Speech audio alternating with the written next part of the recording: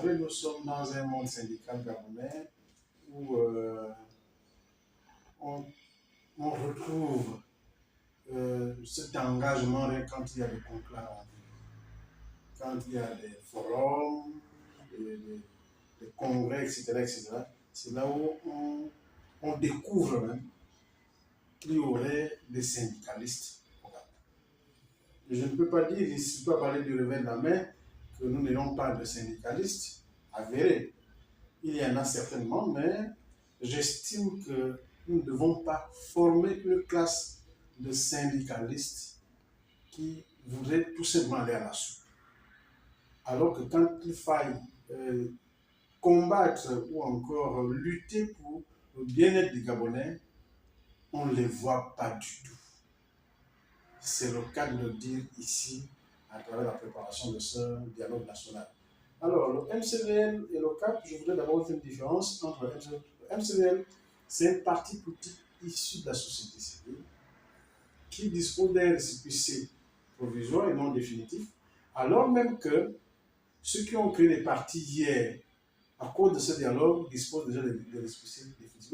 Ils n'ont pas eu de récépissé provisoire. Et nous en avons la preuve de ça. Alors, nous ne voulons plus ça, je le dis, je l'avais déjà dit par ailleurs, nous ne voulons plus avoir des dirigeants qui fonctionnent comme à l'ancien PDG, qui estiment que M. Mbemba, la face de M. Mbemba ne me plaît pas, ou encore il ne fait pas mon affaire, il n'a pas le droit au récépissé définitif.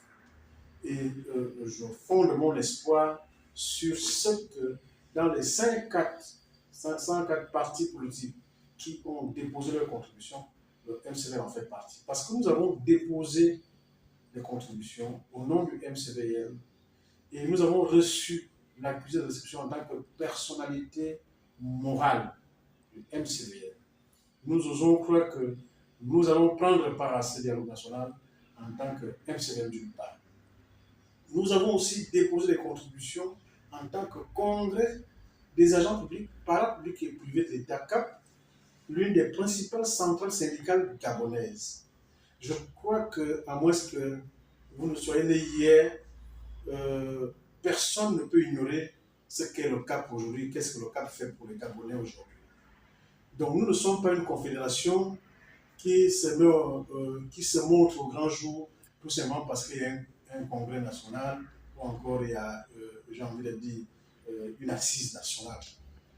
Malheureusement, ce que vous constatez, des petites réunions ici et là, des organisations syndicales, c'est juste pour aller à la soupe parce qu'il paraîtrait qu'au sortir de ce dialogue national, il y aurait quelques perdièmes. C'est pour ça que vous voyez les syndicats s'agiter.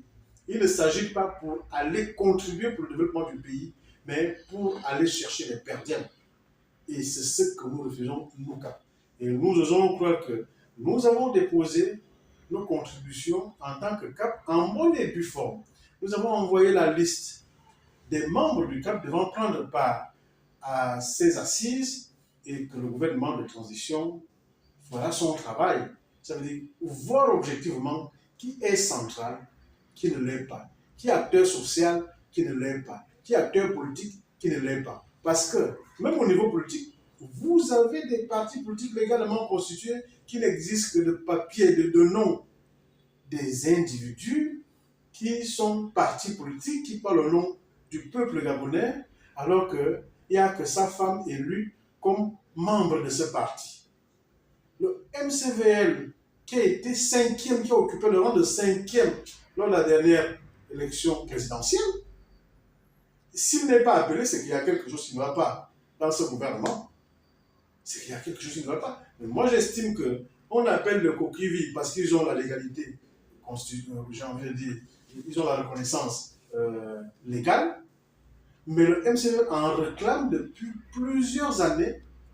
On lui a donné tout simplement le récépissé provisoire et non définitif.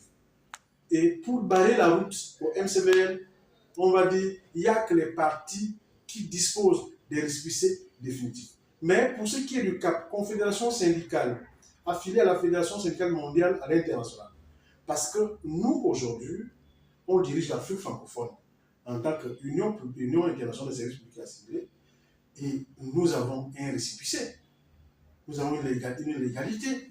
Donc, ça veut dire que si nous ne partons pas en tant que MCVL, l'État devrait reconnaître que le CAP existe, le CAP est légalement constitué et il devrait y prendre part. Et non prendre en compte des petites réunions, les résultats des petites réunions qui se font entre camarades à la réussite. Là, nous ne sommes pas d'accord avec ça. Donc, du coup, le gouvernement est devant ses responsabilités. Le gouvernement connaît que le CAP existe. Le gouvernement connaît que la COSIDA existe. Le gouvernement connaît que d'autres centrales syndicales existent. Alors, on ne crée pas des centrales, on ne crée pas des groupements parce qu'il y a des assises nationales. Je fais confiance au CTE. En prenant le pouvoir, le CTE a dit s'engager pour un dialogue national.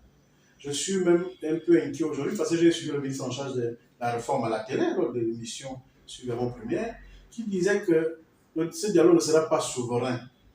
Alors même qu'à l'origine, il avait été dit que ce dialogue sera souverain. C'est-à-dire que les résolutions issues de ce dialogue auront force de loi. Malheureusement, elle venait de dire il y a 2 jours à la télé, le dimanche dernier, que le dialogue n'est pas souverain. Donc, j'ai peur que ça soit une réunion de plus et après, on va dépenser l'argent du contribuable. Parce que moi, je suis un contribuable. Donc, nous osons croire que Emmanuel Mbemba va y prendre part. Parce que c'est tout à fait logique. C'est une logique et les Gabonais ont besoin de voir Emmanuel Mbemba à ce dialogue. Non pas parce que Emmanuel Mbemba est beau ou vilain, mais c'est parce qu'il produit pour ce pays.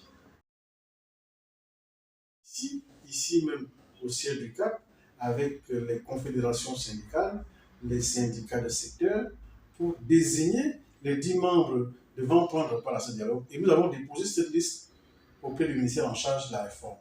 Et ce qui se passe de l'autre côté m'étonne parce que nous constatons qu'eux aussi font la même chose. De toute façon, c'est la démocratie. Nous disons que c'est la démocratie. Au gouvernement de juger et d'apprécier. Le gouvernement connaît, même si ce sont des nouveaux acteurs aujourd'hui, mais ce sont des acteurs qui ont travaillé avec l'ancien régime, qui connaissent qui est syndicaliste, qui ne l'est pas. Quelles sont les centrales légalement constituées ou quelles sont les centrales qui ne vivent que des assises, Donc, nous sommes prêts. Nous avons déposé notre liste de 10 personnes, 10 confédérations qui devraient prendre part à ce dialogue. Et le gouvernement appréciera et jugera. Nous ne voulons pas être à la place du gouvernement. Nous disons tout simplement que nous avons reçu l'invitation du gouvernement à déposer des contributions. Nous l'avons fait et nous avons réuni les partenaires sociaux au siège du CAP pour désigner les 10 membres devant prendre part à ce dialogue. Nous l'avons fait aussi et nous avons déposé sur la table du gouvernement les 10 noms devant représenter les travailleurs. La main tendue. Nous avons certaines centrales syndicales gabonaises avec certaines organisations de secteur sont venues voir Emmanuel Mbemba, président du CAP, vice-président de l'Union internationale des services publics. Car je n'agis pas seulement en tant que confédération gabonaise, mais en tant que responsable en charge de l'Afrique francophone. C'est dans cette optique qu'ils sont venus me voir pour dire, président, nous voulons prendre part aux assises. Que faire? Je dis, mais pour y prendre part, non seulement il faut contribuer, et deuxièmement, il faut adresser une correspondance au gouvernement. Et c'est ce que nous avons fait. Ils n'ont pas refusé. Nous l'avons fait ici au siège, ici chez nous. Nous l'avons fait. Mais je constate que certains qui avaient signé avec nous ici se sont retrouvés aussi à la réussite ailleurs pour aller faire la même chose. Vous voyez qu'il y a un problème d'appétit. Et ça me rend, j'ai envie de dire, ça me rend triste de constater que les syndicalistes gabonais courent derrière l'argent. Nous ne voulons plus le prolongement de mandat. Et c'est la société civile qui a mis frein à ça. Mais au Gabon, de peu qu'on te donne 10 000 francs, tu trahis tes membres. Et ce n'est pas normal, on ne peut pas continuer comme ça. C'est pour ça que je suis mal compris par mes pairs syndicaux. Je suis mal compris aujourd'hui parce que j'estime que le syndicalisme, c'est une science, ce n'est pas une science du ventre, entre guillemets. C'est une science pour améliorer les conditions de vie et d'existence des populations. Il faut être objectif dans la vie. Il faut avoir... Parce qu'un homme peut tout perdre sauf son honneur. Alors nous constatons que certains syndicalistes viennent même à perdre leur honneur. Et là, ce ne sont plus des hommes, ça. Donc nous disons que ceux qui sont venus de leur propre gré, leur propre chef, venez voir le président du CAP, venez voir le vice-président mondial en charge de l'Afrique francophone pour dire nous voulons prendre part au dialogue, que si certains partent encore là-bas négocier la même chose, alors nous disons que c'est un manque de personnalité. Nous ne pouvons plus fonctionner avec ces gens-là. Et là, je suis clair. Et le bureau régional de l'Union publique pourrait même me condamner si je viens encore à tolérer ces attitudes, alors que c'est moi qui devrais les corriger et les enseigner. Tout simplement, je voudrais appeler à la grande responsabilité et au patriotisme des organisateurs de ces assises, notamment le chef de l'État en premier, parce que c'est lui le principal initiateur, le CTRI et le gouvernement de transition, qui ont pensé que les Gabonais devraient se parler. Les Gabonais devraient se parler parce que nous, ce que les Gabonais oublient aujourd'hui, je n'ai pas envie de dire ignorent aujourd'hui, oublient aujourd'hui, c'est que c'est le CAP qui a à sa tête M. Emmanuel Wemba, qui avait d'abord initié une démarche vers les partis politiques, la société civile, pour appeler au dialogue national en 2014-2015. Nous l'avons fait et tous les acteurs avaient été d'accord avec nous. Et si ça venait à être matérialisé aujourd'hui par le CTRI, nous ne pouvons qu'applaudir. Ça veut dire que nous avons fait un travail parce que dans la vie, on dit les écrits restent. Nous avons travaillé pour ce pays et aujourd'hui, le CTRI est en train de mettre en œuvre ce que nous avons initié il y a quelques années. En revanche, nous souhaitons que ces assises soient souveraines, que ces assises aient un caractère véritablement de sauveur, parce que les Gabonais ont fondé véritablement leur espoir sur la tenue de ces assises. Nous ne devons pas partir à ces assises pour boycotter encore, soit l'action du CTRI, soit l'action des Gabonais. Parce que c'est le Gabon qui devrait sortir gagnant de ces assises. Et il est dit qu'au terme de ces assises, le CTRI va organiser un référendum. Nous avons déjà, quand nous étions candidats à l'élection présidentielle, nous avons prévu dissoudre la Constitution. C'est ce qui a été fait.